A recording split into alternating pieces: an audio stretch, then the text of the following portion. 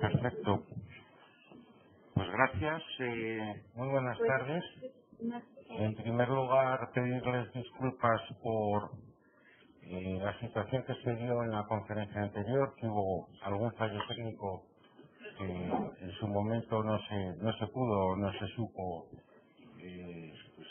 solventar y bueno, pues esa conferencia quedó prácticamente a la mitad. Se retomará porque creo que es interesante como introducción pues todo el temario, todo lo que supone el escenario internacional de los negocios, pues conocer lo que es la competitividad, la productividad y la importancia que tiene en la participación tanto de empresas como de gobiernos a la hora de generar riqueza y fomentar las transacciones comerciales internacionales. Hoy he querido hablar de algo que quizás en el comercio internacional no es que sea un tabú, pero es poco creíble, ¿no? El hecho de que pequeñas y medianas empresas sean capaces no de internacionalizarse, que sería el primer paso, sino de llegar más allá en una segunda etapa y convertirse en empresas globales. Comúnmente tenemos el concepto asociado de globalización a lo que es una transnacional, como es lógico, porque su capacidad es mucho más amplia, entonces su estrategia es muy diferente. Yo siempre digo que cuando explico comercio exterior trato de evitar hablar de transnacionales, no porque no realicen el comercio exterior, sino porque lo hacen de una forma muy diferente. Lo hacen tomando como referencia y como base para abordar los mercados una estructura interna a través de constituida a través de sucursales y filiales en distintos mercados. Entonces esa estrategia, como les digo, es muy distinta en el sentido de que son capaces de posicionarse en diversos mercados al mismo tiempo, utilizando o tomando como referencia las ventajas que le puede aportar cada uno de ellos. Por ejemplo, yo planteo una cuestión bastante a menudo y es el por qué Sudáfrica tiene tanto interés para las transnacionales, ¿no? Sudáfrica tiene interés para las transnacionales simplemente por una razón, porque desde el punto de vista logístico está situado en un epicentro geográfico que muy interesante en el sentido de posible de ser utilizado como instrumento y herramienta para la reducción de costes en este ámbito de transporte y de logística. Como es lógico, vamos a partir de una base que es una evidencia, y es el hecho de que las MIPES no tienen los mismos recursos ni capacidades que las grandes compañías o transnacionales. Desde ese punto de vista, deben de utilizar, en primer lugar, estrategias diferentes, porque, como es lógico, no cuentan con esos mismos instrumentos, y, en segundo lugar, una cuestión muy importante que entiendo yo que no es comprendida por buena parte del empresariado, que es la necesidad de adaptarse a la realidad de los mercados, en primer lugar, y luego a su vez también pues la necesidad de recurrir a una serie de instrumentos que a lo mejor las transnacionales no utilizan, pero que son muy útiles para abordar los mercados cuando las empresas no tienen esas capacidades. Y estoy hablando del aspecto relacionado con la cooperación internacional entre empresas. Vamos a ver, en primer lugar, entiendo que para abordar mercados internacionales, no sé si estarán de acuerdo con mi afirmación, para abordar mercados internacionales hay que partir de una base fundamental, que es la mentalidad internacional. Yo digo que una empresa se internacionaliza antes de salir a los mercados exteriores. Es decir, sin una mentalidad que comprenda y entienda el escenario en el que se desenvuelve la empresa o los mercados que va a abordar, los factores que inciden en esos mercados, las capacidades propias de la empresa, los conocimientos, etcétera, etcétera. Sin esa mentalidad es imposible abordar mercados exteriores, mercados internacionales con éxito. Uno de los errores de las empresas que comienzan a exportar, y es un error básico y fundamental, es pensar que vender en el exterior es lo mismo que vender en el ámbito nacional, que hay que hacer las mismas cosas y se necesitan los mismos instrumentos.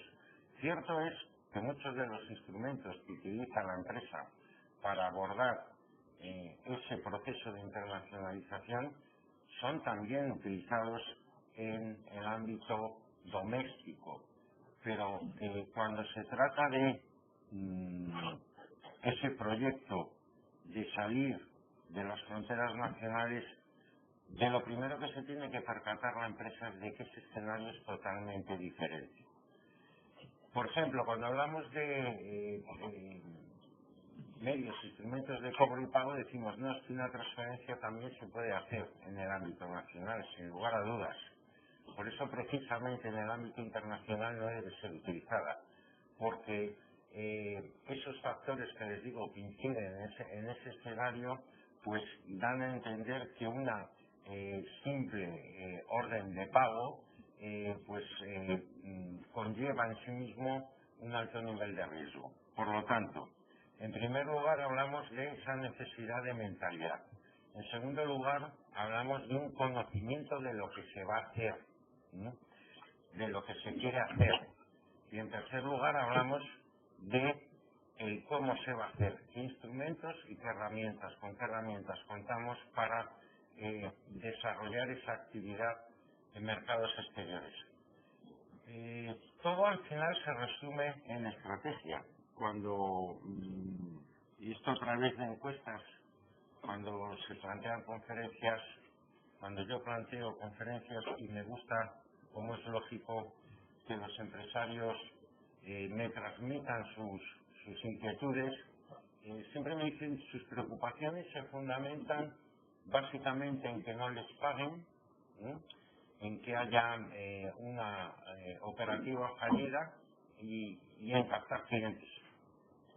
Y yo creo que el enfoque es erróneo. El enfoque es una empresa, si tiene una idea correcta, con un plan de negocio adecuado, un plan de internacionalización que se ajuste a la realidad, un escenario, digamos, analizado y estudiado exhaustivamente, pues en principio con todas estas variables se puede decir que es un buen comienzo para internacionalizar la empresa. Todo lo demás, en principio, debería de llegar después. Es decir, yo estoy en una etapa, lo que les estoy planteando es una etapa inicial en la que realmente en lo que el empresario debe pensar es en esa estrategia internacional, en esa mentalidad para abordar los mercados.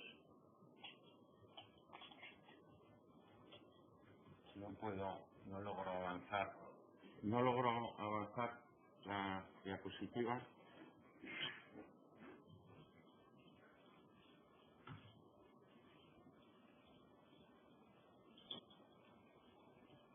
¿Por ahí? Sí, hace la fecha. Perfecto. Disculpen por el pequeño lapsus. Abordar mercados exteriores no es una tarea fácil. Me imagino que de eso ya tendrán pleno conocimiento.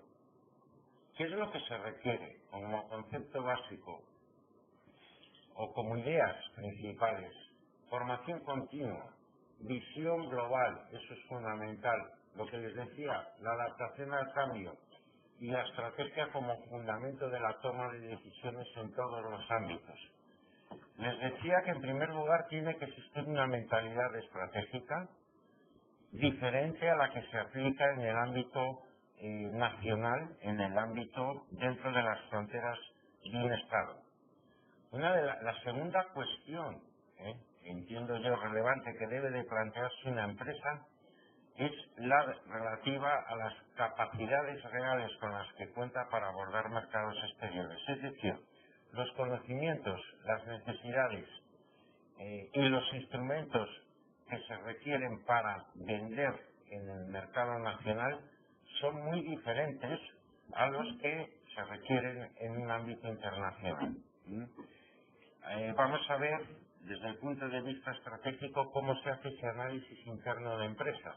Es decir, la realidad es que la empresa tiene que tener la predisposición y las capacidades para abordar los mercados exteriores. Otra de las cuestiones muy típicas de las MIPES, muy características de las MIPES, es realizar un análisis estratégico de ese escenario de los mercados potenciales, del mercado objetivo, de pues todo lo que es el área del marketing mix, de cómo va a posicionar su producto, etcétera, cuando posteriormente, digamos, está manejando unos datos y una información que no revisa e incluso no hace feedback respecto a los resultados esperados en relación a los objetivos previstos. Por lo tanto, su operativa, digamos, no se altera cuando en realidad ese escenario en el que se desenvuelve sí sufre cambios. Por lo tanto, es totalmente necesario no solamente tener los conocimientos, sino contar con esa necesaria mentalidad para corregir las posibles desviaciones de las decisiones que se adoptan a la hora de abordar los mercados exteriores. Se trata de alcanzar, como les decía en la conferencia anterior, los niveles de competitividad y diferenciarse de la competencia como fundamento para posicionarse, digamos, por encima, por delante de nuestros competidores. Bien. Lo primero que hay que tener claro es el escenario en el que se desenvuelve la empresa. Y el escenario en el que se desenvuelve la empresa es muy complejo, muy cambiante e incluso muy poco predecible. Les contaba el otro día, fíjense ustedes lo que eran los países BRIC hasta hace poco, como esperanza de futuro y fundamento del crecimiento económico casi global, ¿no? Lo que era Brasil, Rusia, India, China e incluso Sudáfrica, como, les digo, como países que iban a ocupar puestos especialmente relevantes, incluso a sustituir a grandes potencias económicas a nivel mundial en este proceso de globalización. Y fíjense ustedes en lo que ha quedado, por ejemplo, Brasil y Rusia actualmente. Brasil está en proceso de recesión y Rusia está atravesando una crisis realmente importante, con crecimiento cero, hasta hace muy poco. Eso era un no crecimiento, es decir, también ha pasado una dura etapa de recesión, ¿no? Entonces, ese entramado actual es muy inestable en el sentido de que es muy impredecible. Ustedes como país siguen ocupando a nivel internacional, eso lo reconoce así lo reconoce la Organización Mundial de Comercio, el puesto de séptima potencia comercial del mundo. Pero también es cierto, y estarán de acuerdo conmigo, y si quieren esto lo debatimos más adelante, el problema es que hay muchos desequilibrios en nuestra economía. Es algo bastante habitual en Latinoamérica. También es cierto que hay países que han superado muchas etapas y otros en Latinoamérica que no han sido capaces de abordar esos problemas con unas soluciones, digamos, unas medidas que aporten soluciones a estas cuestiones, y en principio estamos diciendo que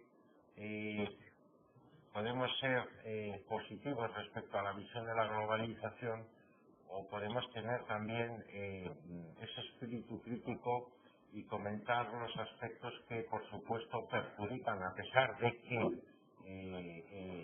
entiendo yo, el libre comercio siempre favorece al crecimiento de las naciones, pues, por supuesto, no es algo perfecto y tiene bastantes cuestiones que resolver y que superar. Lo que sí es cierto es que la globalización constituye un entramado de redes. Se puede definir exclusivamente como redes que abordan todas las materias y todas las áreas. Globalización política, globalización económica, globalización comercial e incluso globalización cultural. A la hora de vender, a través de los hábitos de consumo, estamos más uniformados a nivel, somos uniformes a nivel global, ¿no? Bien, ¿qué es lo que provoca? ¿De dónde surge esta situación? Se habla también de otro término que se está acuñando ahora, que es el de la subglobalización, en el sentido de que ya no se trata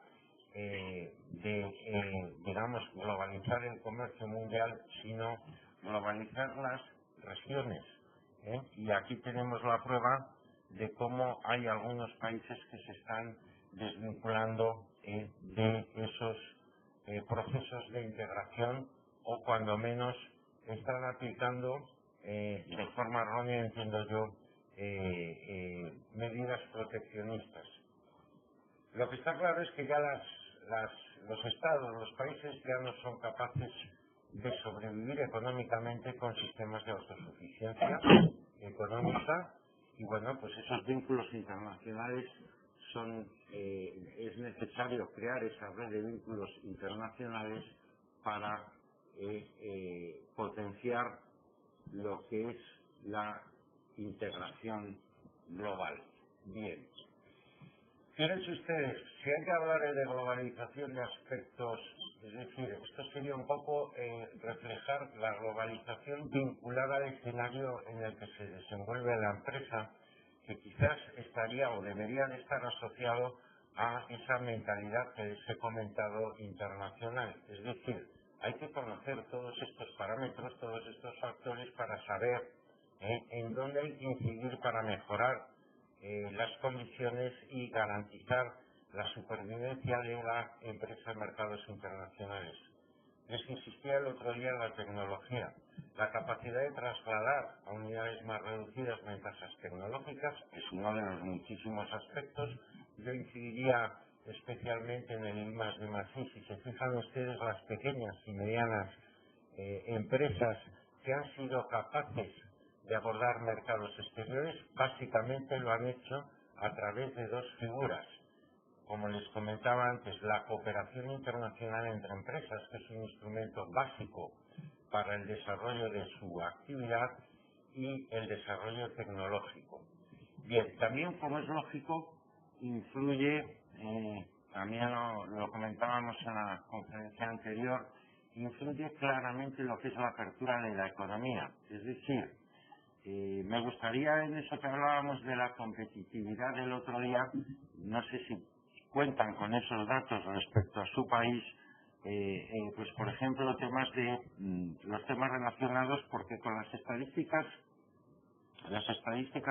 desvelan muchas realidades. Otra cuestión es cómo se interpretan, ¿no? Pero por ejemplo, el tema de el grado de libertad económica de un país, el grado de capacidad para hacer business, para hacer negocios, el grado de corrupción, todo esto, quiera o no, son factores que van a incidir de una forma directa en la actividad de la empresa a la hora de abordar esos mercados exteriores. Incluso siempre teníamos el concepto, y lo que quiero incidir ahora es en cómo cambian ese escenario. Teníamos el concepto hasta ahora de que solo deslocalizaban la actividad en todo o en parte empresas que eran grandes en otros mercados que ofrecían una serie de ventajas. Y estamos viendo también cómo pequeñas compañías, para, digamos, mejorar todos sus ratios y poder garantizar esa existencia en los mercados, esa permanencia en los mercados, están también deslocalizando. Incluso vemos como pequeñas compañías que son proveedoras de grandes compañías se han visto obligadas a estar muy cerca de los domicilios sociales de estas compañías para reducir costes a través de figuras como el just in time. Son cuestiones, por ejemplo, en el sector automovilístico tan importante en su país, parece evidente que eso ya se ha dado hace mucho tiempo. Y bueno, pues este sector, no solamente lo que es el de la fabricación de carros, sino el de las piezas y partes, pues muchas de estas empresas de su país tienen ahora sede social en Estados Unidos, estando muy cerca de los fabricantes americanos, ¿de acuerdo? En cuanto a las personas, pues decíamos que abordar mercados exteriores no me vale, o por lo menos, vuelvo a insistir, no sé si estarán conformes, pero no me vale la mentalidad de una empresa que desarrolla su actividad en un ámbito local, en un ámbito nacional. El capital humano de esa empresa le falta algo que es fundamental para poder abordar los mercados exteriores. Y no estamos hablando solo de formación continua, de conocimiento. Estamos hablando, por ejemplo, de algo tan elemental como los idiomas, ¿no? Desde Latinoamérica, bueno, ustedes tienen a Estados Unidos demasiado cerca, entonces pues también es cierto que el idioma inglés, que es el idioma más utilizado a nivel global, no supone en principio un problema para la empresa mexicana, pero por ejemplo en España sí. En España hay muchas empresas pequeñas y medianas que no cuentan con personas que estén capacitadas para poder comunicarse en un idioma que no sea el español. Yo recuerdo hace poco, tratando con una empresa española que me había dicho que lo que pretendía era abordar el mercado latinoamericano. Yo evidentemente, como les digo, la estrategia es la ciencia de las preguntas. Yo le decía el por qué. Lo primero que le pregunté es por qué había decidido, era un laboratorio español de aquí en Madrid, y quería, crecer, ¿no? Y había decidido, después de haber hecho un estudio, que ahora veremos qué estudio realizó, pues abordar, comenzar esta aventura en la región latinoamericana. Es más, ya había hasta seleccionado el país o el mercado de destino, que era Chile. Entonces, cuando yo empiezo porque me imagino que eso lo harán también ustedes, tendrán su listado de preguntas para ir orientando en qué medida se está planteando correctamente la estrategia, y no solamente sus preguntas, sino su valoración de 0 a 10 de cada respuesta, y la media de todo lo que ese análisis y ese estudio tiene que partir de la media que se obtenga de esos resultados. Bien, pues me decía, quiero abordar el mercado chileno. No es un laboratorio grande, no, les digo, es una mediana empresa. Quiero abordar el mercado chileno. Y le digo, ¿cuáles son las razones por las que usted ha decidido posicionarse en Chile? Y me dice, es que hablan español. Y digo, ¿y qué más? Me dice, no, nada más. Y digo, pues, no sé usted, pero yo lo considero insuficiente. Es más, no solamente lo considero insuficiente, sino que lo considero un error. Y les explico, no sé si me darán la razón en el argumento que les voy a dar ahora, pero yo llevo 20 años viajando a Latinoamérica. Y yo le decía lo siguiente, no se equivoque usted, hablamos el mismo idioma, pero no la misma lengua. Es decir, cuando un español se traslada a Latinoamérica, hombre, lo básico se entiende, pero cada país tiene sus propios giros idiomáticos y sus propias costumbres, y hay muchas cosas que no se entienden hasta que no se está allí. Igual les sucederá a ustedes con España, a pesar de que, pues bueno, México tiene muchos vínculos y negocio con empresas españolas, y hay muchas empresas españolas en México, etcétera, etcétera, pero eso es una realidad. Es decir, a lo que quiero llegar con esto es que si hablamos de estrategia, hablemos de una estrategia seria que pueda derivar en una planificación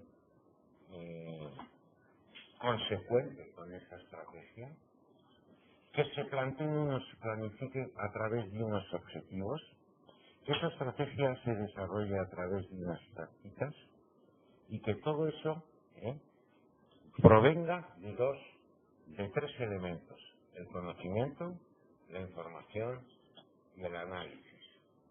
No sé si ustedes están trabajando en empresas exportadoras, que quizás habría sido la primera pregunta que debería haberles hecho, ¿no? ¿Trabajan ustedes en empresas exportadoras? Sí. ¿A qué países exportan? No. Estados Unidos. No productos, sino a qué países, qué mercados abordan ustedes, en qué mercados están vendiendo. Mercados lejanos, mercados cercanos, me imagino que a Estados Unidos,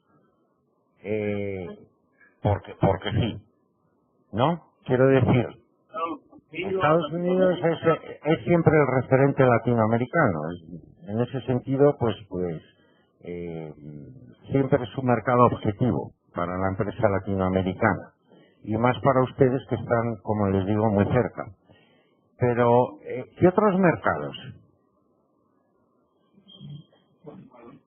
¿Son latinoamericanos? Sí. Miren ustedes, yo los estudios que he hecho de estrategia de las empresas latinoamericanas es que prácticamente me dicen que exportan y con todos los respetos venden al vecino. Uno habla con los colombianos y dice: yo exporto. ¿A dónde? A Venezuela. Bueno, ahora a Venezuela no, pero vamos, que dice eso. Luego le dice un costarricense: yo vendo en El Salvador. Entonces, ahí hay un fallo de fondo. ¿O no es verdad? Es irse a lo fácil. Yéndose a lo fácil no se diferencia uno. Por lo tanto, a lo que quiero llegar con esa pregunta que les he hecho es que cualquier proceso de internacionalización de una empresa exige asumir riesgos. Exige asumir riesgos.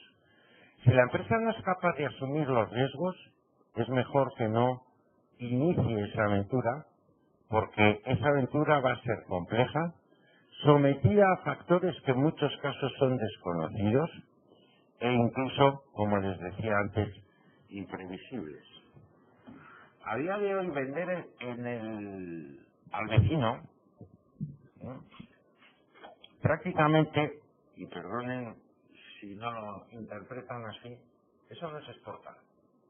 Es decir, por ejemplo, empresa española, a la que asesoraba hace unas semanas, he decidido lanzarme a la exportación porque creo que es el momento, y si no mi empresa más adelante tendrá problemas. Ese argumento me gustó, ¿no? Por lo menos ha cambiado de mentalidad y digo: ¿dónde va a exportar usted? Me dice: a Portugal. Elige un país pequeño, un país que ha salido de un rescate hace relativamente poco, se ha recuperado mucho su economía, pero un país que, digamos, yo le decía: si lo que quiere hacer usted es utilizar Portugal como base de pruebas, para ver lo que va a hacer realmente, pues entonces es acertado. Por ejemplo, si uno viaja a países africanos, si uno viaja a países asiáticos, si uno viaja a Europa,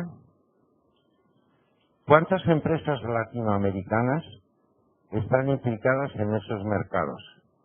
Cuando se organizan ferias, cuando se organizan cualquier tipo de evento, ¿cuántas empresas latinoamericanas tienen interés en conocer esos mercados? Es decir, es necesario un cambio de mentalidad. O incluso, ¿cuántas empresas tienen a representantes negociando o buscando negocio en estos mercados? Yo diría que pocas, escasas, ¿no? Entonces, la exportación, los procesos de internacionalización a día de hoy están planteados para abordar los mercados complejos y los mercados lejanos. Porque muchos de esos mercados cercanos o están saturados o son excesivamente pequeños y no se aporta valor en ningún sentido. Proceso de cambio, esto es flexibilidad, eso es una cuestión muy importante en las empresas que quieren ser globales. Yo les cuento el caso y les aportaré la documentación. Precisamente esta mañana he estado dando clases en Sevilla y bueno, ayer y hoy, y bueno, contaba un caso real de una empresa española, que les facilitaré la documentación.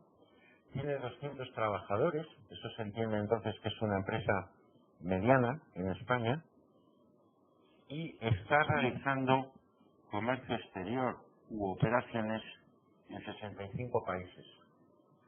¿Cómo es posible que una empresa con 200 trabajadores esté posicionada o haciendo o conectada o realizando negocios en 65 países? Pues eso sería quizás el título, la forma gráfica de reflejar el título de esta conferencia. Se puede hacer. Evidentemente, lo primero que vamos a plantear es esa limitación de recursos, que es cierta. Pero es que no solamente hace falta ese tema de inversión, en primer lugar, sino que además existen muchas formas de entrar en los mercados. Y lo conveniente es utilizar todas las posibles, las que más se adapten a la realidad de ese mercado objetivo. Por ejemplo, esta empresa, que es la que gestiona, es una empresa, como les digo, de ingeniería, es la que gestiona la sala de control de Metro de Madrid, ha construido todo el tema de seguridad en el metro de Nueva Delhi, tiene negocios en Australia, en 65 países. ¿Y cómo lo ha logrado? Pues aparte con mucho esfuerzo, inteligencia y estrategia, entrando en cada mercado para cubrir o dar respuesta a unas necesidades muy concretas que requieren de fórmulas muy diferentes. Por ejemplo, en algunos países ha entrado a través de su integración en un consorcio para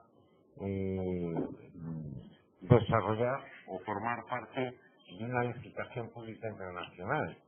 En otros lo que ha hecho ha sido la obra directamente. En otros lo que ha hecho ha sido subcontratar a terceros para gestionar obra.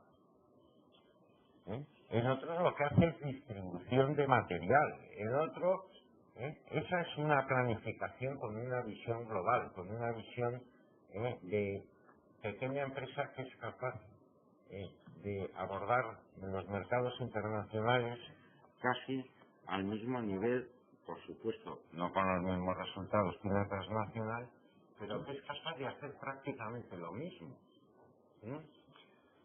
con mucha planificación y con una estrategia adaptada a la realidad de cada mercado.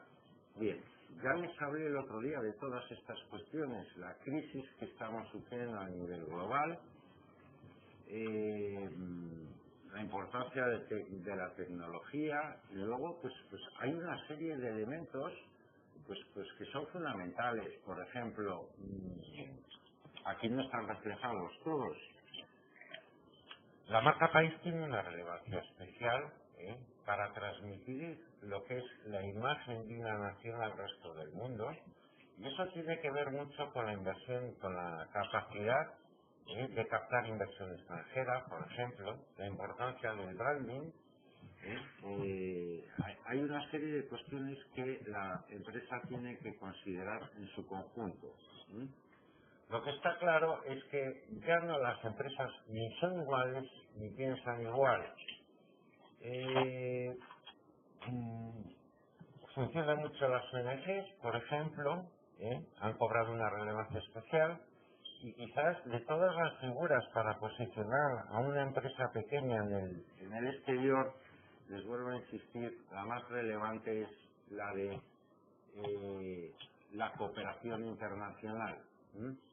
Entonces, primera cuestión, el tamaño no debe de suponer un problema en el sentido de que con empresas pequeñas se adoptan pequeñas estrategias que van creciendo con la propia empresa.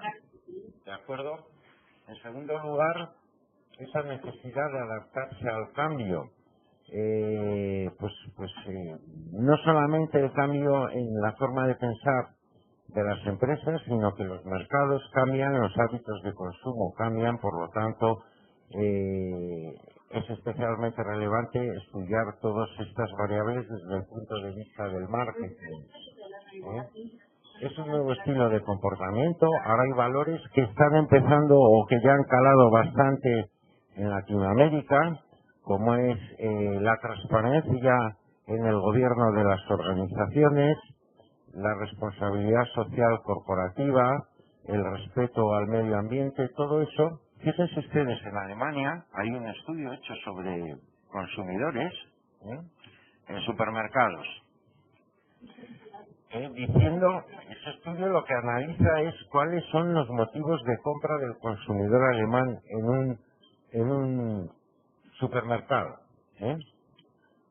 Pues ¿saben ustedes lo último que miran los alemanes? Según ese estudio, el propio producto.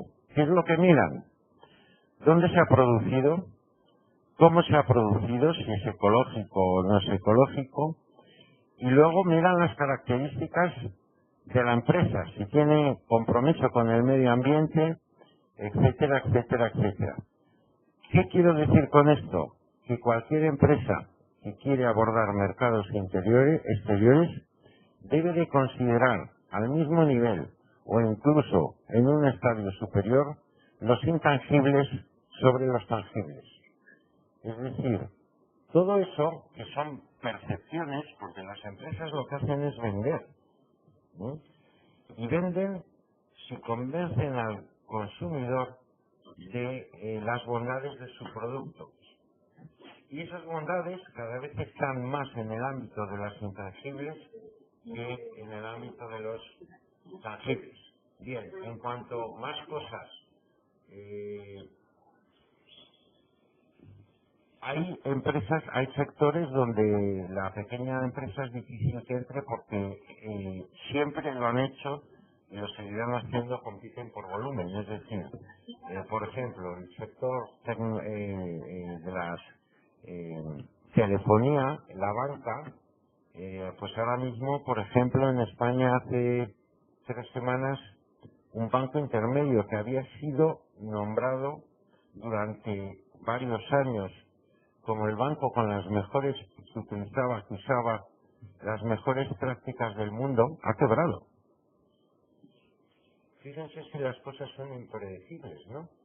Un banco que era un ejemplo y un modelo a seguir de gestión interna, y ha quebrado. Por lo tanto, una de las cuestiones dentro de esa estrategia es tener claro que las cosas pueden cambiar y que hay que conocerlas y analizarlas a fondo para ver en qué nos podemos beneficiar. ¿De acuerdo? Bien, esto es un pequeño esquema. El fundamento a día de hoy para competir, lo comentábamos cuando hablábamos de competitividad, es la reducción de costes. Hemos visto todos los aspectos organizativos respecto a instituciones y a individuos dentro de la empresa, esa necesidad de cambio de mentalidad. Y bien, pues, ¿qué es lo que tienen que hacer las empresas exportadoras? En primer lugar, Planificar esa estrategia, el objetivo al fin y al cabo de cualquier empresa, nos pueden contar mucho de estrategias, etcétera, etcétera. Y hay empresas que pueden llevar estrategias muy adecuadas, pero si no obtienen rentabilidad y beneficios, lo que parece claro y evidente es que esa estrategia es equivocada. Luego, no deben de perder ninguna empresa que actúe tanto a nivel local como en mercados internacionales, debe perder ese horizonte de que su fundamento es la rentabilidad. ¿De acuerdo? Otra cuestión es, evidentemente, cómo se obtiene esa rentabilidad, que es básicamente a través de la diferenciación, siendo competitivo y siendo productivo. Bien, otra de las cuestiones importantes, si se hace siempre lo mismo se obtienen los mismos resultados. Entonces, eso está asociado con la innovación. La innovación que no solamente se refiere a los productos, puede ser procesos e incluso personas. Eso es otro de los elementos trascendentales para que una pequeña o mediana empresa pueda garantizar su posicionamiento a nivel internacional. Bien, todo eso se hace a través, como es lógico, de, entre otras cuestiones a nivel interno, del fomento de su capital humano. ¿De acuerdo?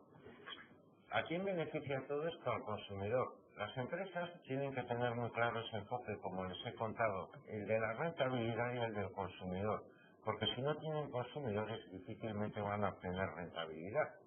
Entonces, es muy importante que los productos se den a conocer, la relevancia de lo que es el marketing y la publicidad, todo eso ha cambiado relativamente, se hace de otra forma, pero lo que no ha cambiado es la necesidad de su existencia. Se hace el marketing de otra forma, pero el marketing existe y va a existir siempre, con independencia del tamaño de una compañía, porque precisamente las compañías más grandes son las que más gastan en marketing y publicidad. ¿De acuerdo?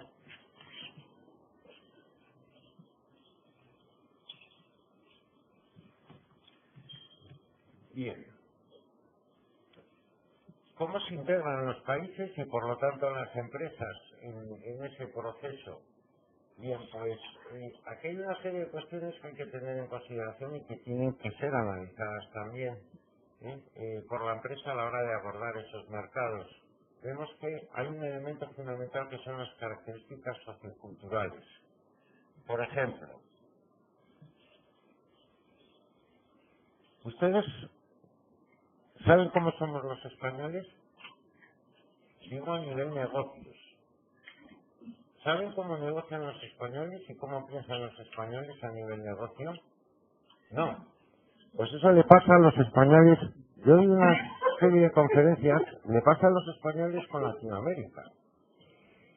Nosotros tenemos un pequeño problema en ese sentido, ambas partes, ¿no? Que creemos que nos conocemos y entonces no nos analizamos. Por lo tanto, no hay una estrategia en ese sentido. Y no es cierto. Es un grave error. Porque si yo voy, por ejemplo, al mercado vietnamita, sí que hago un análisis importantísimo a fondo de lo que es ese mercado. Como anécdota les cuento, yo hace años estaba en Italia, estudiando italiano en una universidad, y me decía uno de los profesores que los españoles éramos los que peor aprendíamos el italiano, y que era el idioma en los que más facilidad teníamos para aprenderlo. Y yo le decía, ¿y por qué? Y me decía, precisamente por eso, porque como es tan fácil nos creemos que lo sabemos antes de empezar a estudiarlo. Pues eso es otra cuestión muy importante. Una empresa, vuelvo a repetir, una empresa con independencia de su tamaño tiene que utilizar las mismas estrategias que utilizan las grandes compañías, evidentemente, con la limitación propia de un tamaño más pequeño. Pero los principios básicos prácticamente son adaptables a cualquier empresa de cualquier tamaño.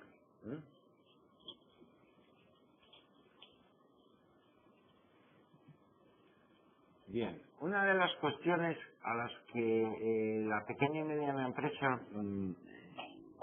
se encuentra como verdadero problema a la hora de abordar mercados exteriores, porque las empresas grandes, las transnacionales, crean una filial en ese mercado y manejan, tiene su personalidad jurídica propia, tiene la capacidad y el reconocimiento de poder retornar los beneficios generados al país, a la empresa matriz, al país de origen, pero uno de los problemas realmente complejos de salvar por parte de las pequeñas y medianas empresas en este proceso de internacionalización, no digamos en el de su globalización, que lo pueden hacer, ya hemos visto los principios básicos, es el de las barreras del proteccionismo.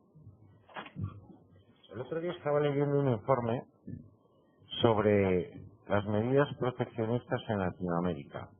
Por supuesto sigue a la cabeza Brasil, sin lugar a dudas, y después Argentina. Pero ustedes también tienen muchas medidas proteccionistas, ¿eh? Tienen muchas medidas proteccionistas. Ahora, eso sí, cuando la Unión Europea adopta una medida, enseguida se quejan. ¿Sí o no? Entonces, fíjense, yo lo hago con la comparativa de la negociación de Doha, la última negociación que fracasó, de la ronda de Doha de la Organización Mundial de Comercio, en el que ustedes, latinoamericanos en general, representados por Brasil como portavoz, le dicen a la Unión Europea que reduzca sus aranceles agrícolas en un 65%, que eso es prácticamente eliminarlos, porque ya se han reducido en 3 etapas. Y la Unión Europea le dice, lo estoy reduciendo evidentemente, no es un tema mucho más complejo, y la Unión Europea le dice a Latinoamérica que qué puede recibir a cambio, que tienen estudiado el análisis del impacto de esa eliminación del 65% y que generaría prácticamente un colapso en la agricultura del mercado interior, que tiene además una política específica que se denomina política agraria común. ¿Saben ustedes cuál fue la respuesta de su portavoz? Y digo portavoz porque estaba representando a toda Latinoamérica. ¿Saben ustedes cuál fue la respuesta de Brasil? No. Que no iban a dar nada a cambio. Entonces la Unión Europea le dijo, vamos a ver, si nosotros le estamos hablando de este nivel de impacto de esta medida en nuestro mercado interior, nosotros podemos adoptarlo si ustedes liberalizan su sector de servicios. Y le contesta a Brasil que es que si liberalizan el sector de servicios se va a llenar de empresas europeas, Latinoamérica. Entonces, aquí hay otra cuestión que ya no es un tema de empresas, es una empresa de gobiernos, de instituciones, y es que el comercio mundial funciona siempre y cuando hay se logra un equilibrio. Es la manera de liberalizar el movimiento de mercancías. ¿De acuerdo?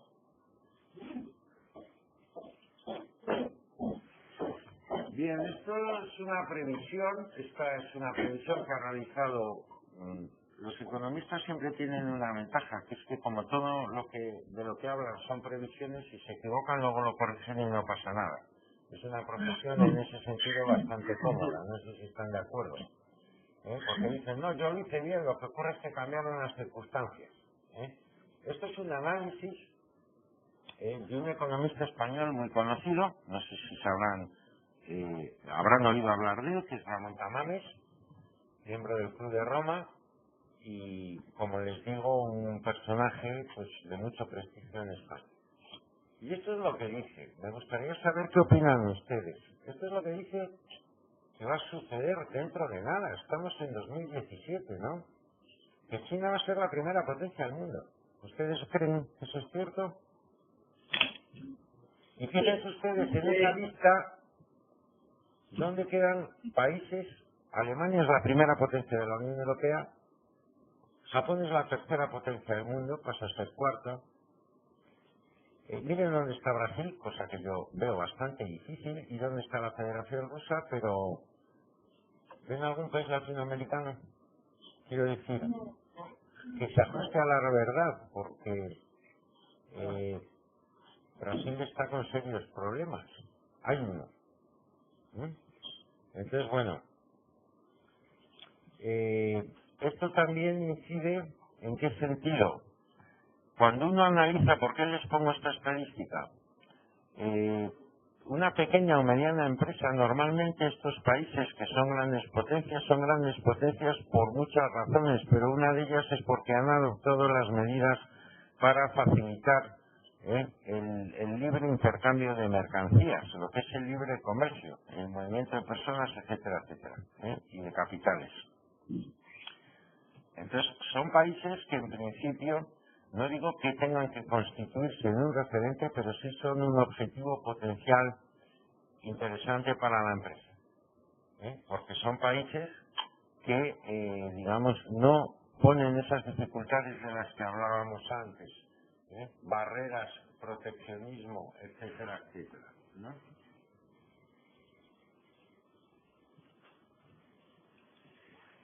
Una de las cuestiones, decíamos que es un escenario diferente y lo principal a lo que tiene que conocer y asumir una empresa que decida abordar mercados exteriores, especialmente si es pequeña o mediana y no tiene esos medios que tienen las transnacionales, que necesitan un estudio de mercado y se lo encargan y pagan $20.000 por un estudio de mercado. Bien, pues en este caso lo importante es saber que hay mayores riesgos, lo que decía de esa mentalidad. Y otra cuestión, miren ustedes, otra de las entiendo yo, de los problemas asociados a las pequeñas y medianas empresas es entender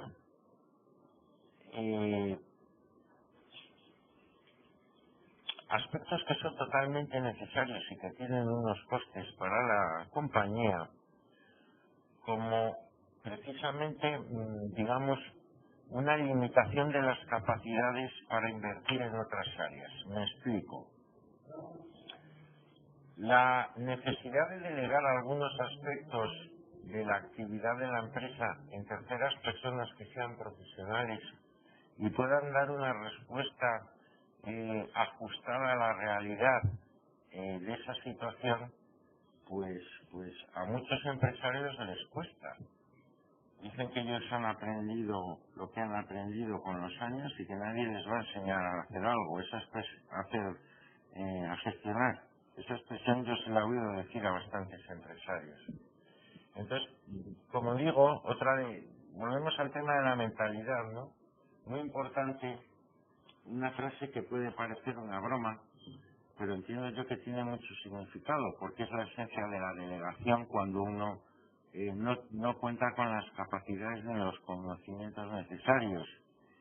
Y es esa frase que decimos los españoles de lo importante no es saber, sino tener el teléfono del que sabe.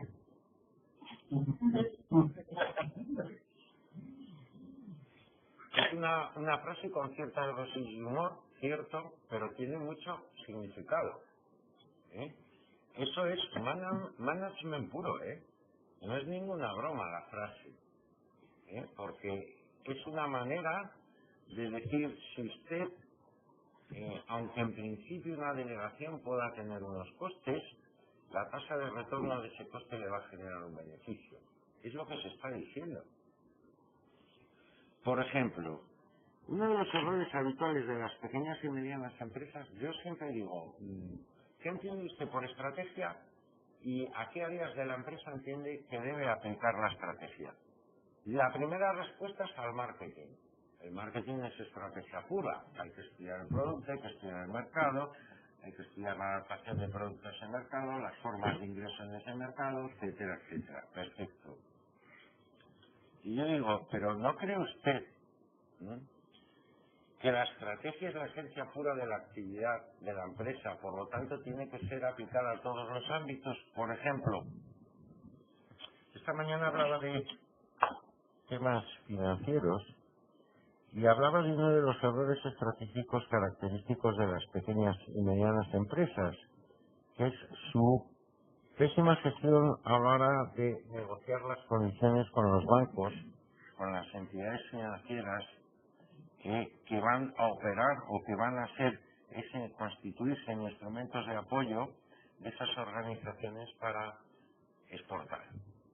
¿Y por qué decía? Pues vamos a suponer que somos importadores, porque la importación no siempre es negativa, que eso es otro de los errores habituales de muchos teóricos. La importación, muchas veces la importación es negativa si se acaba en consumo, pero si la importación es para una integración en un proceso para generar un producto, es algo muy positivo. Pero bueno, eso es otro tema.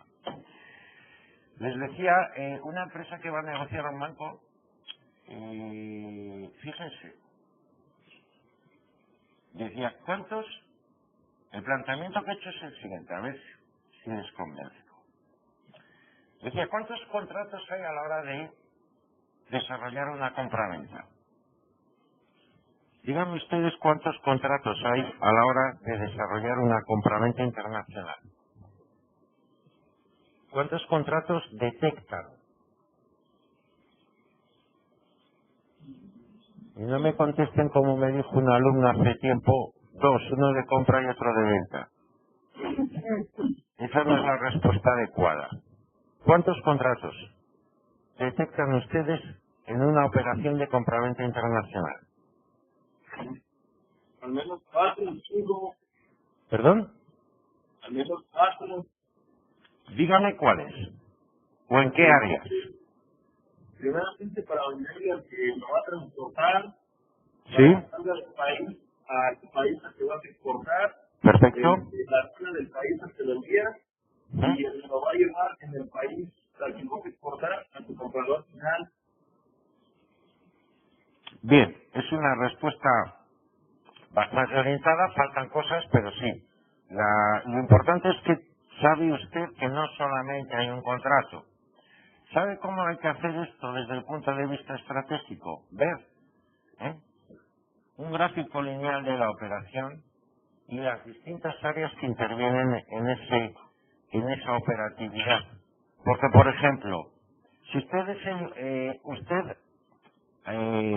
hay un ámbito que es financiero, porque las ventas se pagan, o en principio se hacen para que se paguen, ¿no?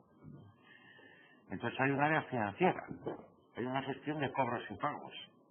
Todo instrumento financiero de cobro-pago es un contrato.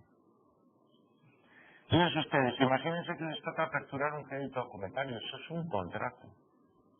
Pero es que no solamente la apertura de crédito documentario, igual lo que necesita su empresa para gestionar y poder vivir es circulante. Y entonces, ¿qué es lo que dice al banco? Quiero una línea de crédito. Y luego dice, quiero descuento de papel. Y luego dice, quiero un aval. Entonces mi pregunta es, ¿por qué esa empresa no planifica estratégicamente todas sus necesidades desde el punto de vista financiero y acude al banco para negociar todas ellas en su conjunto? Sino que va un día y dice, quiero un crédito documentario, otro día, pues a ver si me abres una línea de crédito. Eso es estrategia. ¿Lo entendemos? Entonces, eso es reducción de costes. ¿Y qué es la reducción de costes? Más productividad y mayor competitividad. ¿Qué significa eso? Diferenciación. ¿Y qué es la diferenciación? Posicionamiento. ¿Qué supone ese posicionamiento? La garantía de estabilidad de esa empresa en el mercado. Por lo tanto, si no hay estrategia, no hay nada. No hay nada. A mí cuando me preguntan qué necesita una empresa para exportar, digo tres cosas. Estrategia, estrategia y estrategia. Los recursos, olvídese, porque si usted hace bien las cosas, los va a tener. Y eso significa tener un plan de negocio, un plan de internacionalización, un plan de marketing, reflejarlo por escrito, que sea creíble, que sea realista y que sea aplicable y que se pueda seguir. que es lo que no hacen muchas empresas. Otro de los errores de pequeñas y medianas empresas. Les hago una pregunta. ¿A cuántos años planifica una empresa transnacional mexicana? Es por ver si siguen las mismas pautas, por ejemplo, que en Europa. ¿Qué se entiende por planificación a largo plazo en una empresa en México? Es decir, el corto plazo sería 1 año, el medio plazo 5, digo lo que se aplica en Europa. Y el largo, la pregunta concreta, o sea, la respuesta concreta que quiero saber es ¿a cuánto planifican las empresas mexicanas cuando, me da igual que sean exportadoras o no, exportadoras tendrían que planificar a más largo plazo aún, pero ¿qué se entiende por largo plazo en la planificación empresarial en su país? Claro, 10 años. 10 años. En Europa ya se está planificando a 30 años. Que dirán, bueno, eso son ya ilusiones, malabares. Por supuesto. Pero ¿saben lo que sucede? No es que sea necesario tener una bola de cristal. Son predicciones. Y lo que se hace son supuestos de escenarios. ¿Y sabe lo que sucede? Que si se hacen 5 supuestos de escenarios, a lo mejor uno de los que se ha supuesto es el que se da. Ya tienen la solución. O por lo menos saber por dónde ir. La planificación es fundamental. Sin planificación no se puede decir yo soy un estratega y ¿qué haces? Pues mira, utilizo estos. No se puede decir que uno es un estratega si no planifica. Primer punto. Segundo punto, no se puede ser estratega si no se analiza. Tercer punto, no se puede ser estratega si no se cuenta con la información para realizar ese análisis, información veraz, actualizada y en tiempo real. Y cuarto punto, no se puede ser un estratega si no se cuenta con los conocimientos. Por lo tanto, analicen esos 4 variables que les he dado y díganme, háganse autocrítica a sus empresas y digan de todo eso, de una valoración de 0 a 10 en qué posición se encuentran. Es muy interesante hacer, por supuesto, a la hora de abordar un mercado, es muy interesante y muy necesario hacer un FODA. Pero yo digo que los autodiagnósticos tienen que realizarse, no sé si estarán de acuerdo con mi forma, mi planteamiento, mi argumento, deben de realizarse de forma periódica. Porque lo que va bien hoy puede ir mal mañana. Y si no hago un autodiagnóstico no soy capaz de detectarlo. Lo detecto cuando ya ha implicado unos efectos que son perniciosos para la organización. Y eso es predecir, analizar y evitar en la medida de lo posible, siempre en la medida de lo posible, o minimizar esos efectos perniciosos, ¿de acuerdo? Entonces, bueno, lo que les decía del asesoramiento ya hemos comentado que es fundamental. Porque es que yo le pregunto muchas veces a las empresas, cuando una empresa se internacionaliza, ¿en cuántos escenarios se desenvuelve? Y me dicen, en el exterior. Digo, no. También en el nacional. ¿Por qué digo eso? ¿Por qué digo que también se desenvuelven en el nacional? No existe legislación en los ordenamientos de los estados a nivel nacional que hace referencia al derecho internacional y al comercio. Claro que sí. Por lo tanto, también hay que tener el conocimiento de la normativa nacional. En el caso de la Unión Europea, en el caso de España, por ejemplo, como mínimo nos estamos desenvolviendo en 3 escenarios. Que es el nacional, a la hora de exportar, el internacional, que sería el del mercado interior de la Unión Europea, y el global, que es el de las instituciones multilaterales o globales, que están vinculadas al comercio exterior, Fondo Monetario Internacional, Banco Mundial, Organización Mundial del Comercio con su predecesor el GATT, etcétera, etcétera. Y todo eso hay que conocerlo. Por eso digo, cuando se habla de estrategia, otro de los errores es que las empresas se creen que hablar de estrategia es hablar de marketing. Que sí, que el marketing es muy importante, pero no es lo único. ¿No aplica usted la estrategia de ámbito legal? ¿Firma usted contratos? ¿Cómo desarrolla los contratos? ¿Acude a profesionales para que gestionen esos documentos? ¿Sabe lo que significa? ¿Qué obligaciones le ha generado? ¿Hace usted una estrategia en la fase de negociación? ¿Quién sienta a negociar? ¿Qué conocimientos tiene y qué capacidades? ¿Es necesario sentar abogados en la negociación? Es necesario, como ya se está viendo en muchas empresas, y esto ya es quizás un poco de esnovismo, pero que se sienten psicólogos en las negociaciones. ¿Saben por qué se sientan psicólogos en las negociaciones? Estoy hablando de algo que evidentemente no lo hacen todas las compañías. Esto es muy americano. ¿Saben por qué se sientan psicólogos en las negociaciones? Para analizar el lenguaje no verbal de los interlocutores. Porque saben ustedes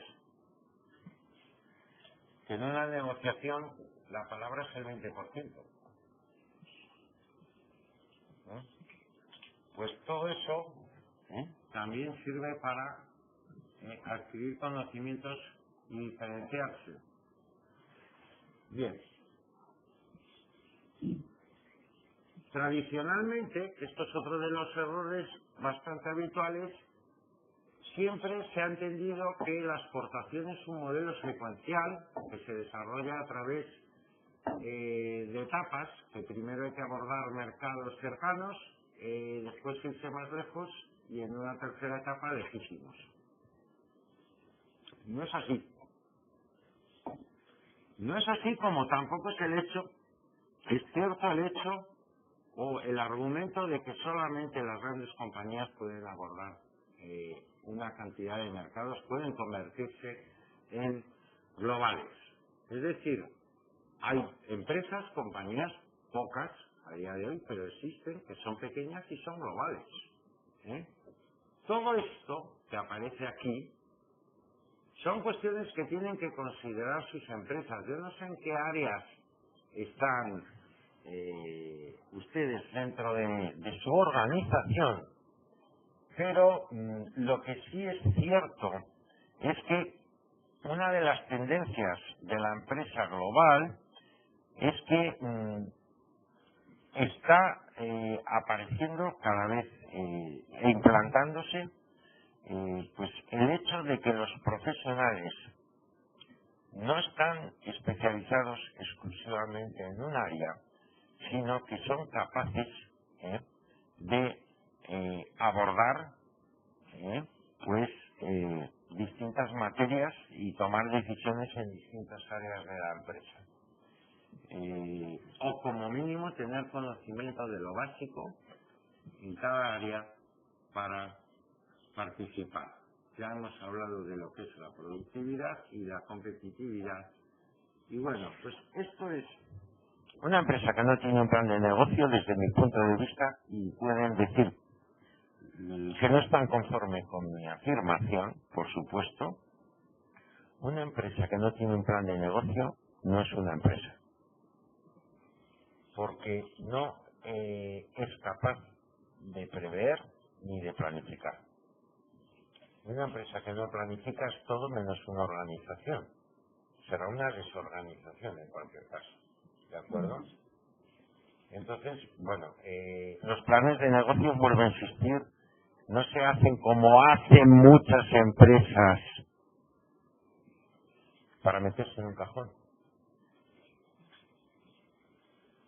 Los planes de negocios se hacen para aplicarlos, para corregirlos y sobre todo para utilizar un instrumento fundamental que sirve solo para algo, es muy sencillo, muy elemental, pero realmente importante, que es poner en conocimiento de todo el capital humano de esa organización qué se va a hacer, cómo se quiere hacer, hasta dónde se quiere llegar, etcétera, etcétera, etcétera. De nada sirve un plan de negocio que solo conoce la directiva. O por lo menos esa es la mentalidad a día de hoy en Europa. Que la directiva de una empresa, de una compañía, es la que toma las decisiones. Bien, pues cada vez las decisiones son más colegiadas, primer punto. En segundo lugar, como les digo,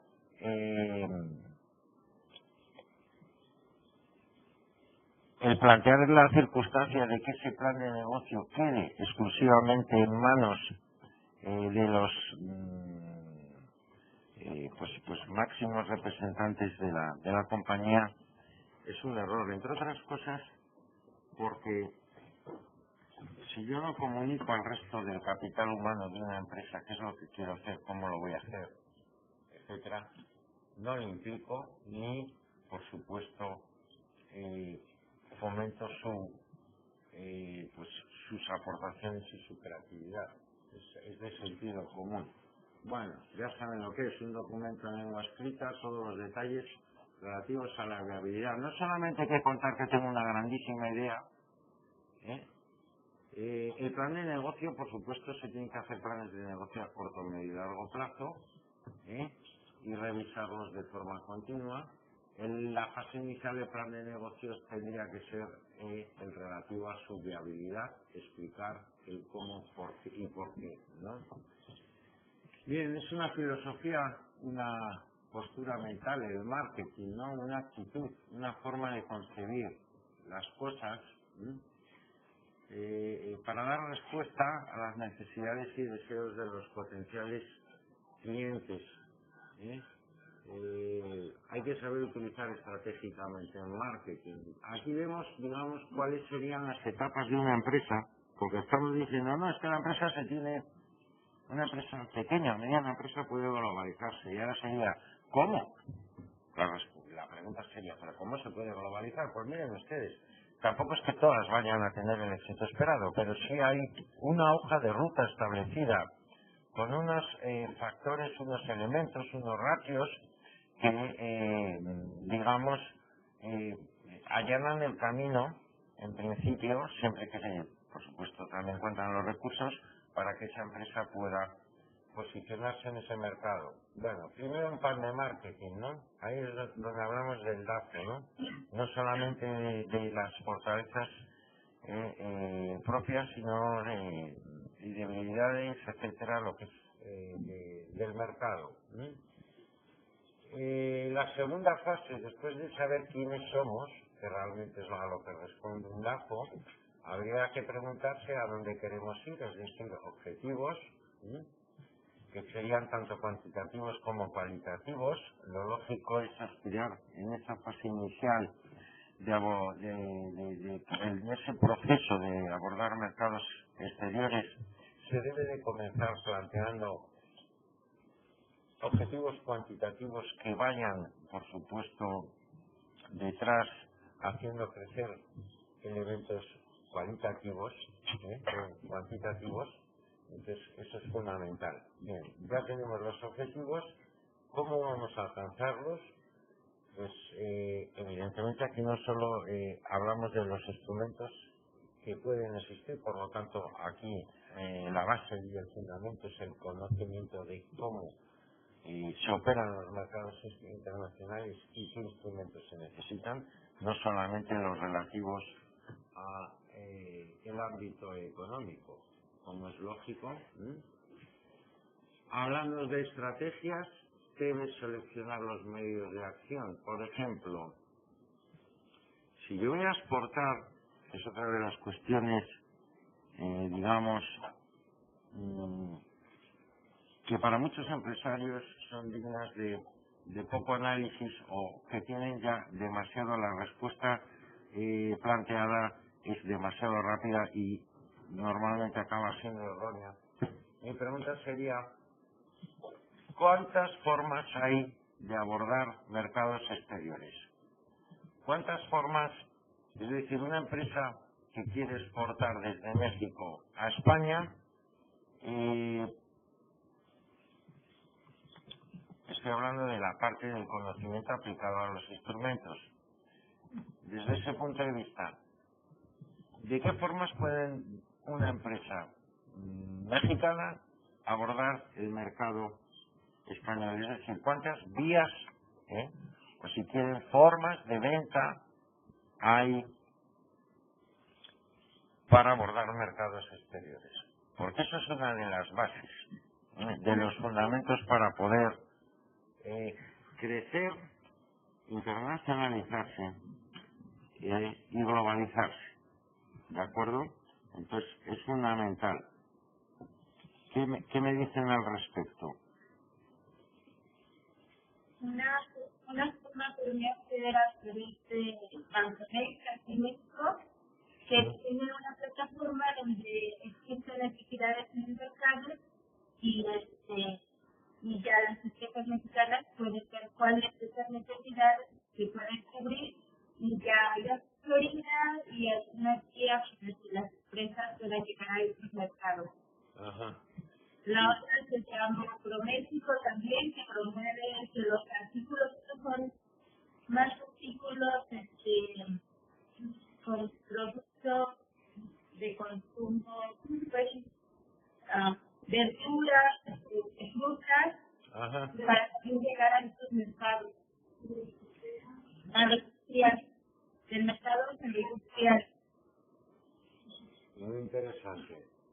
Todo eso que usted ha contado y que lo conoce, me imagino que muchas empresas mexicanas no lo conocerán como lo conoce usted. Entonces, quiero decir, cuando se aborda un mercado exterior, todo eso hay que manejarlo. A lo mejor luego, pues no nos interesa o no nos aporta nada, pero hay que saber que eso existe. Porque si no conocemos esos instrumentos, por ejemplo, yo decía, ¿qué formas hay de abordar? Pues puedo vender directamente, puedo contratar a un distribuidor, esa es otra vertiente, ¿no?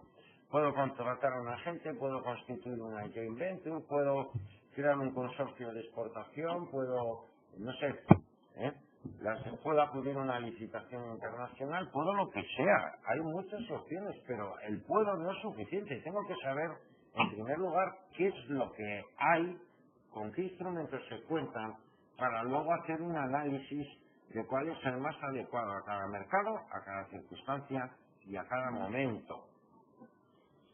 Eso es estrategia. ¿De acuerdo? Lo que no vale decir, por ejemplo, es como me decía esta empresa española, es que yo quiero exportar textil a Portugal. Voy a contratar a un distribuidor para que distribuya mi mercancía. Dice, pero, me comenta, pero claro, saben ustedes que en el contrato de distribución existe la capacidad, la posibilidad de reservarse algún área concreta, área geográfica, para el vendedor en la que no entra el distribuidor, siempre y cuando se haya pactado en el contrato.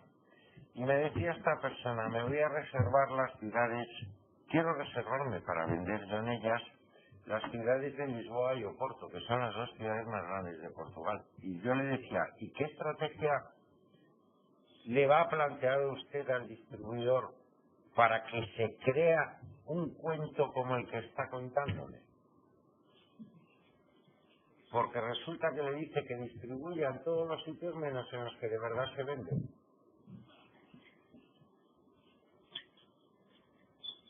Entonces la estrategia no se tiene que quedar exclusivamente en la fase, digamos, que más le gusta a los iniciados en el comercio internacional, que es la de los documentos, la información, la ficha país, etcétera, etcétera. Una vez, hay muchas veces que digo a las empresas, pero haga ya algo. Es que está usted analizando todo desde hace tiempo y cuando quiera aplicarlo, ya no le sirve. Ha cambiado todo. Entonces, por favor, está muy bien todo esto de la estrategia, pero todo tiene un límite. Entonces, dedíquese usted a la asesoría en lugar de a la acción. Y le va a ir fenomenal. Pero llega un momento en el que la empresa tiene que hacer algo. Y si no, pues que se liquide. Pero mientras que está en el mercado pagando impuestos. ¿No? ¿Estamos de acuerdo? Bien, otra cuestión que les comentaba, los mecanismos de control, ¿de acuerdo? Es fundamental también. Y por supuesto, ese control continuo a través, esta es una de las fórmulas del marketing audit.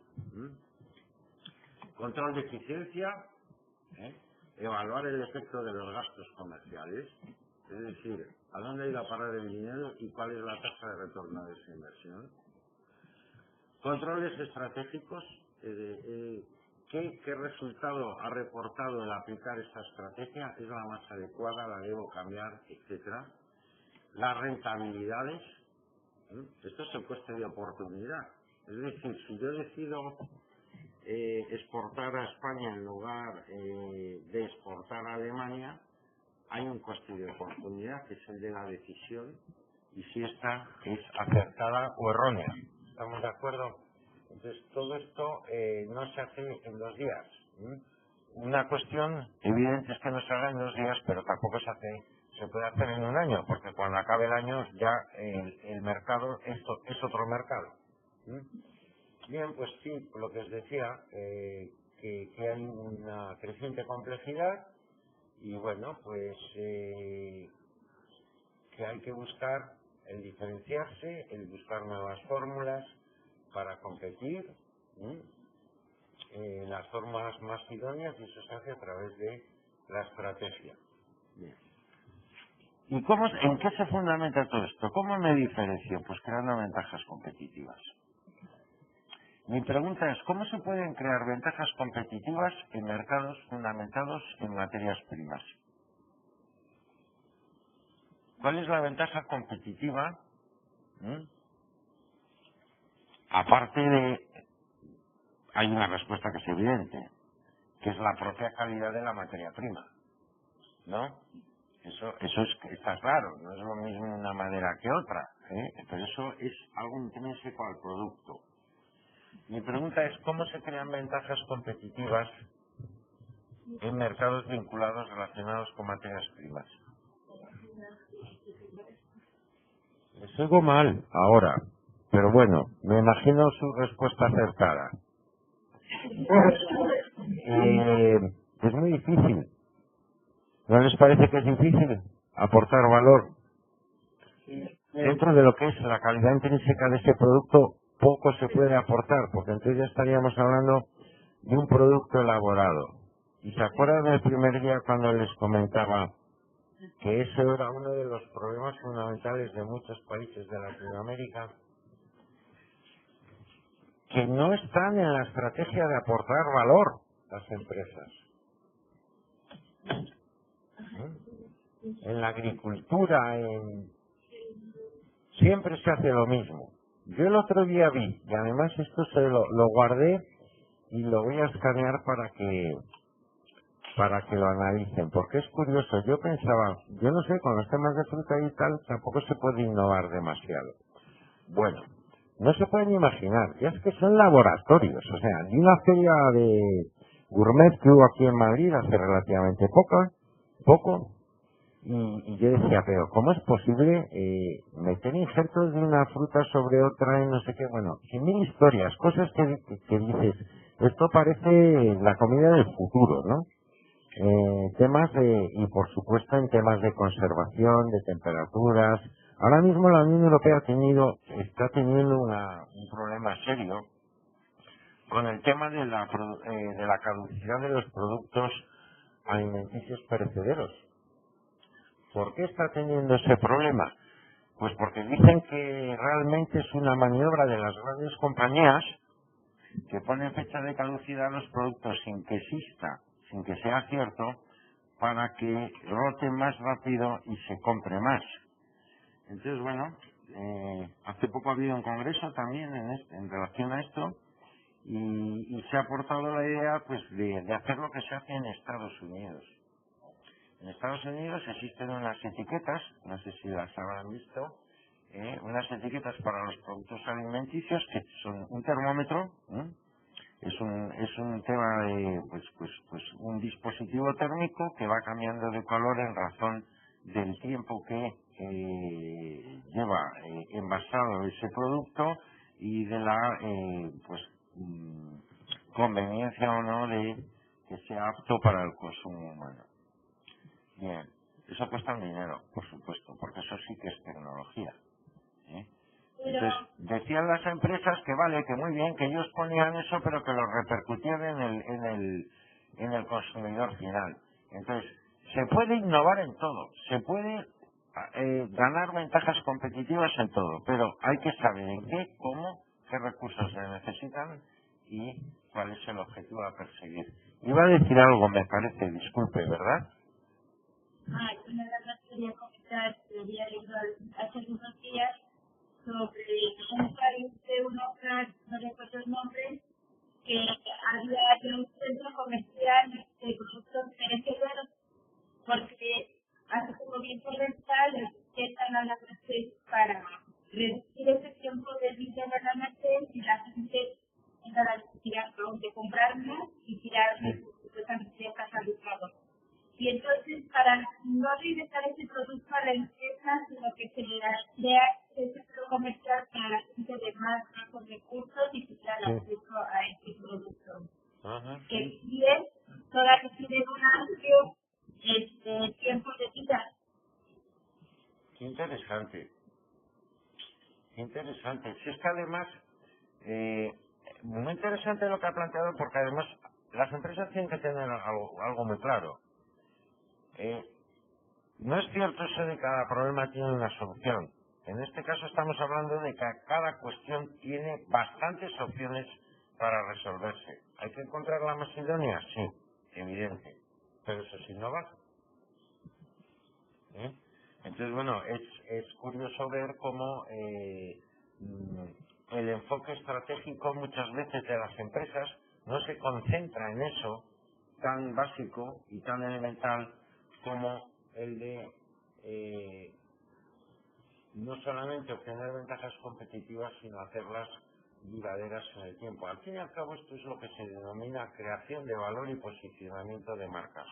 ¿Saben ustedes cuál es la marca más importante de España? No lo digo yo, lo dice, hay una institución que es de marcas renombradas, se llama. Marcas renombradas. ¿Saben ustedes cuál es la marca más importante que hay en España, más reconocida y más conocida a nivel internacional? ¿En qué ramo? Real Madrid. No lo digo yo, que soy del Real Madrid, pero no lo digo yo. Lo dice el instituto este de marcas renombradas. Fíjense, todavía hay gente que sigue viendo al Real Madrid como un equipo de fútbol. Yo lo que digo es que es una máquina de hacer dinero. Luego además juegan al fútbol. Pero es una máquina de hacer dinero. ¿Están de acuerdo conmigo? En lo de la máquina de hacer dinero. Bien, pues entonces, ¿qué es lo que quiero plantearles con eso? Qué importante es tener una visión adecuada a la realidad. Si yo parto de una visión equivocada, no voy a poder aplicar una estrategia porque no comprendo las variables ni no llego a entender qué es lo más adecuado a cada momento y a cada mercado. Entonces, hay empresas que no saben ni lo que son, porque ni siquiera se han planteado un esquema tan básico como la misión, la visión y los valores. Yo el otro día hacía una pregunta en un foro de empresarios y decía, ¿cuál es la misión, visión y valores de su empresa? Y los enumeraban, eran los directivos, ¿no? Y le digo yo, si yo llamo a un directivo intermedio en su compañía, ¿sería capaz de responder lo que usted ha respondido? ¿Diría otra cosa o ni siquiera sería capaz de responder? Está muy bien hablar de misión, visión y valores, yo creo que mucho de esto es como lo de la responsabilidad social corporativa, ¿no?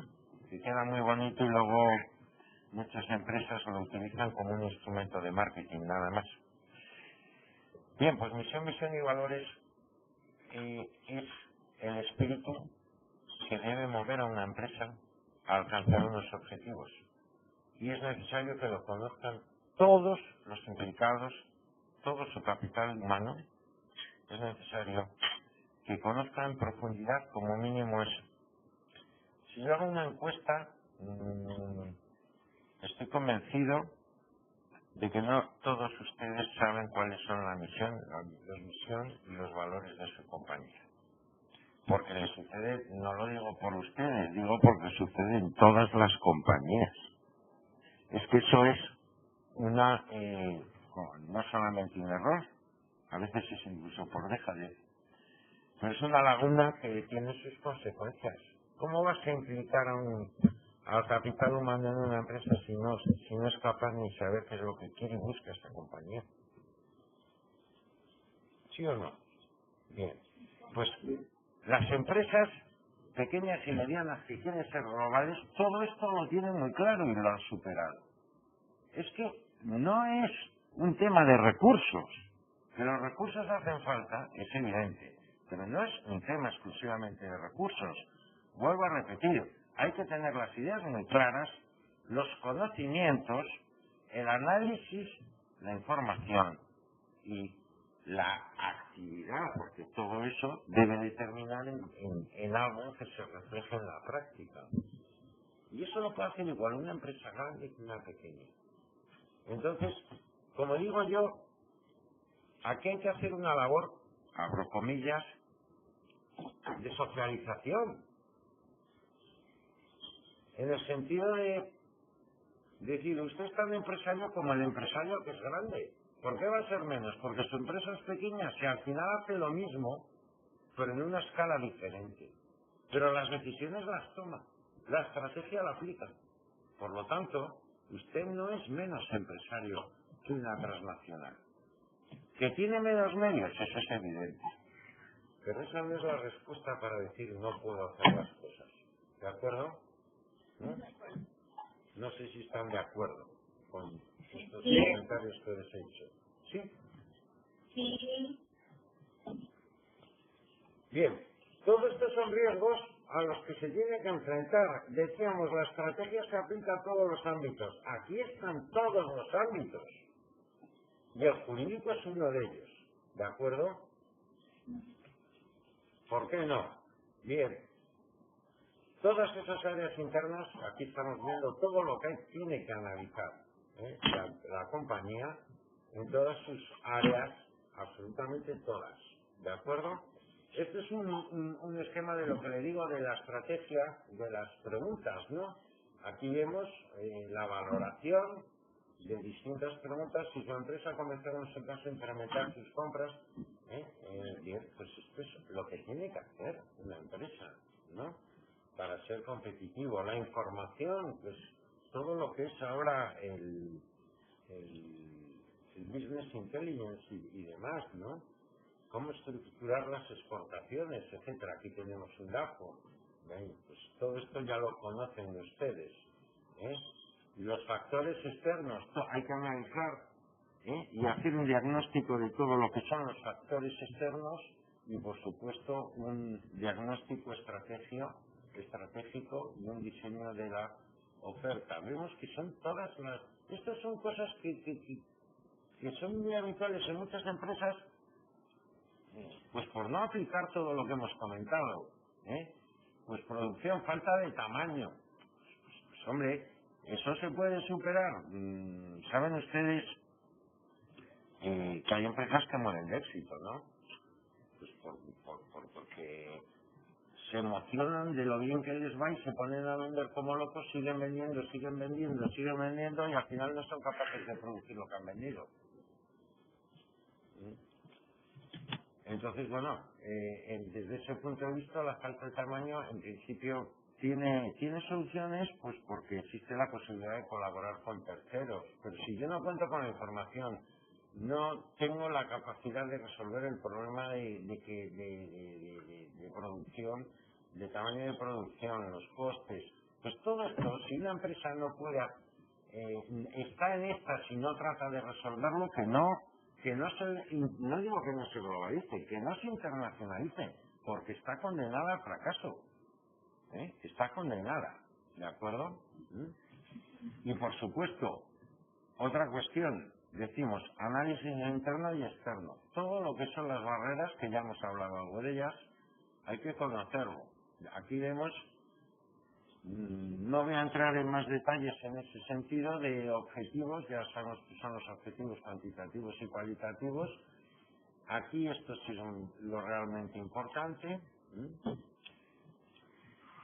Cuando hablamos de estrategia tenemos que hablar por fuerza de alternativas. Es decir, no basta con planificar de una forma lineal y con una única solución. Hay que planificar distintos escenarios, distintas estrategias y posibilidad de cambio en el supuesto de que sea necesario que ese cambio se produzca. Ahí está lo que se denomina el plan de internacionalización.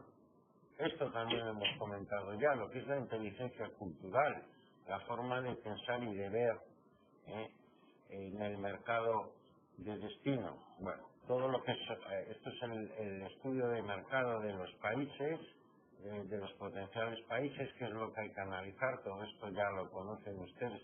Pero esto al fin y al cabo es lo importante, digamos, todo esto, lo que hay a partir de aquí de la presentación, es lo que pueden encontrar ustedes en un manual, ¿no? Es decir, cómo se hace un estudio de mercado, etcétera, etcétera.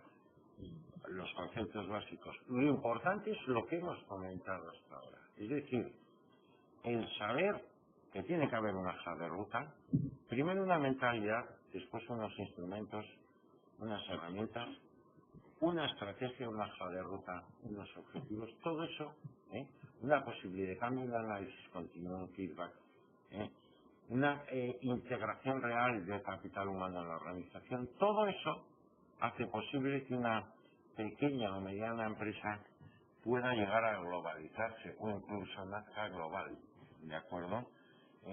Entonces, toda esta información ya la tienen ustedes aquí incorporada, el posicionamiento, ¿no?, del plan de mercado, todo esto, los productos. Esto ya son cuestiones de puro marketing. Desde ese punto de vista sí me gustaría, si les parece, abrir un pequeño espacio de debate o para que me planteen ustedes las cuestiones que consideren y, por supuesto, estoy a su disposición, si les parece.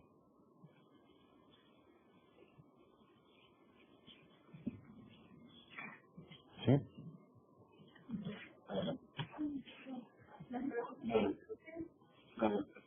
Si es posible, por favor, las preguntas, porque ahora se oye la voz distorsionada. Entonces sería interesante que las preguntas las hicieran a través del chat. Para contestar a través del chat, porque es que cada vez estamos volviendo un poco al principio en ese sentido, ¿no? Se está viendo un poco, oyendo, disculpen, un poco distorsionado. No sé muy bien el por qué. Ya te pregunto si te está con esto. No, disculpe de verdad, pero no llego a oír bien. Ah, ya, esto... Ya están en el chat. Sí, entra en el chat, ¿no? ¿Cómo se llama? Si se puede hacer el tratamiento de las regularizaciones y restricciones no arancelarias al comercio exterior desde la perspectiva del territorio nacional y los mercados exteriores. Bien, ¿me oyen? ¿Se oye bien la...? Perfecto. Bien, ya saben ustedes que el proteccionismo se fundamenta digamos, hay dos grandes áreas sobre las que pueden intervenir las instituciones y los gobiernos, que son las barreras arancelarias, que en este caso tienen un aspecto positivo respecto a las barreras técnicas, que es el hecho de que son conocidas, están estipuladas, hay una lista y bueno, pues son fáciles de identificar. El problema es las barreras técnicas al comercio. Las barreras técnicas al comercio no son malas en sí mismas. Es decir, hay muchas de esas barreras que son incluso necesarias. Por ejemplo, las barreras referidas a homologación, certificación del producto, o las barreras relativas a los certificados sanitarios y fitosanitarios que están vinculadas directamente con la seguridad alimentaria. Pues todo eso no es negativo. Lo negativo es la forma y el uso que dan esas instituciones y esos gobiernos a las barreras para diferenciarse. Bien, entonces, el tratamiento de esas regulaciones, en primer lugar, el fundamento es que surge de instituciones multilaterales, es decir, las barreras arancelarias son tratadas básicamente por la Organización Mundial de Comercio, el antiguo GATT. Entonces, lo que hacen los países es seguir las pautas establecidas por la Organización Mundial de Comercio. También es cierto que, pues por ejemplo, existe instrumentos y herramientas de seguimiento de esas barreras, análisis continuo, etcétera, etcétera. El tratamiento, pues, es que ante esas restricciones no se puede hacer nada más que eliminarlas. Si no se eliminan, que realmente se adoptan para pues como medida proteccionista, y si no se eliminan, pues que es el problema de los efectos de este instrumento, pues producen esos perjuicios. Veo aquí que dicen diferencia entre comercio internacional y comercio exterior. Pues aquí ya estamos en un ámbito bastante teórico, en el sentido de que hay autores que consideran que es lo mismo, ¿no? Por ejemplo, aquí en Europa se dice que el comercio exterior es el realizado, son transacciones comerciales y de productos y servicios realizadas entre empresas que están en el ámbito del mercado interior, porque al fin y al cabo sigue habiendo fronteras económicas, que no arancelarias, no se pagan aranceles, pero siguen existiendo fronteras. Y bueno, pues el comercio o sea, lo que les he dicho es el comercio exterior, y el comercio internacional es el relativo a las transacciones comerciales que se desarrollan más allá de este ámbito del mercado interior. ¿Qué respecto al dumping y las subvenciones? Pues aquí volvemos a lo mismo. Hay una regulación de la Organización Mundial de Comercio, que es la que rige y, digamos, establece las pautas para las regulaciones que posteriormente desarrollan países o bloques económicos. En el caso de la Unión Europea hay una regulación muy estricta y bueno, pues fíjense ustedes cómo será que si una empresa denuncia a otra por el denunciante de prácticas de dumping, en el caso de la Unión Europea, recibe como premio la sanción que se le pone a la empresa que ha cometido el dumping. La siguiente, si tienen interés especial en todas estas cuestiones, porque precisamente, como comentaba antes, Latinoamérica es una región, bueno, en lo del dumping son los asiáticos. En el tema de las subvenciones, por ejemplo, ustedes, el drawback en Europa está considerado subvención encubierta. En Latinoamérica hacen ustedes, digo en general, por supuesto, hacen ustedes unas trampas tremendas, no ustedes, sus empresas, hacen unas trampas tremendas imputando cosas y entonces cuando llega a la Unión Europea una mercancía con una documentación que se demuestra que, digamos, ha habido un proceso de drawback, se analiza a fondo, incluso se pueden interponer derechos compensatorios para equilibrar esa subvención encubierta que ha aportado la institución pública al gobierno. No sé si he contestado de una manera muy rápida. Evidentemente esto es un tema para un análisis más profundo. Lo tienen ustedes reflejados en las lecciones por escrito en las distintas unidades y no sé si quieren preguntar algo más.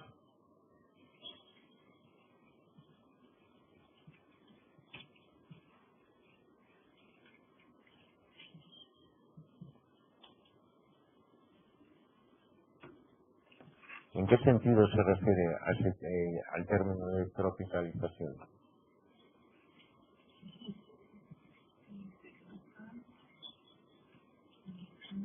Porque igual no lo interpretamos de la misma forma. No sé exactamente qué es lo que quiere decir con tropicalización.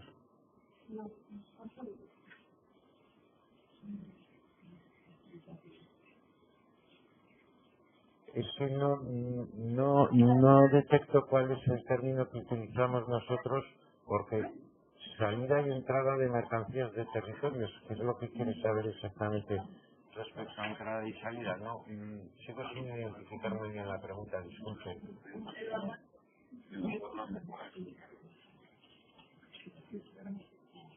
¿Qué quiere decir? ¿Que se ha aumentado?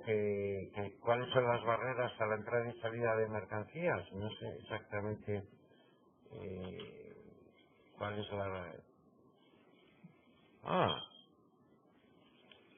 bien, pues la tendencia generalizada es la de la reducción progresiva de aranceles, incluso la integración de un mayor número de países y la tendencia a...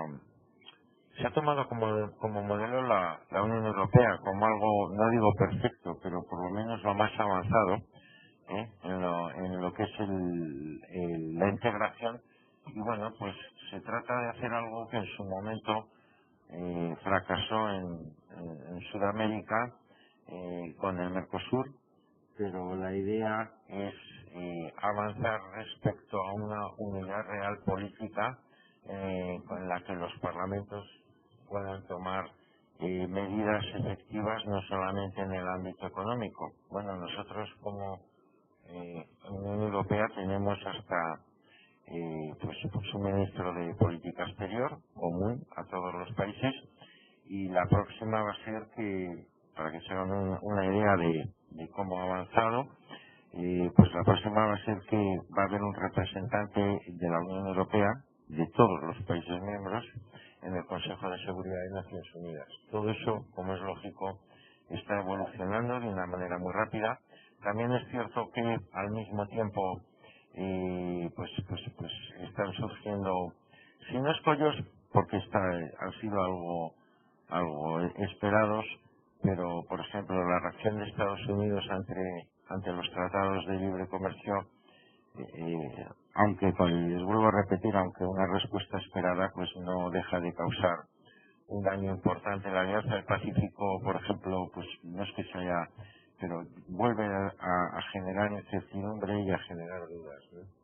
Entonces es una situación de bastante inestabilidad en ese sentido y incertidumbres. Es que la Unión Europea ni siquiera sabe que ahora mismo se habla de repensar la Unión Europea y rehacerla, ¿no? Porque se ha ido uno de los países importantes, para sorpresa de los propios ingleses, que no se lo esperaban, pero se ha ido el Reino Unido. Y bueno, pues por ejemplo ayer estaban negociando qué va a suceder con los europeos que vivan en el Reino Unido, que trabajen en el Reino Unido, entonces se les va a dar un carnet especial. Se está negociando ahora mismo la salida, se ha empezado a negociar, y todo eso es incertidumbre, es algo negativo para los intercambios a nivel internacional, y en esas estamos viviendo partes positivas, mejoras en algunos aspectos y dando más atrás en otros que creíamos que ya habíamos superado, ¿no? Es un poco el planteamiento. Pues muchísimas gracias por haberme soportado. Entonces, cualquier duda a través del foro de la actividad, de la página web, pues me tienen a su disposición, y nos quedaría hablar en otra sesión. Ya les adelantaré el tema a tratar. pues si no requieren nada más, lo dicho, les agradezco sinceramente y un cordial saludo.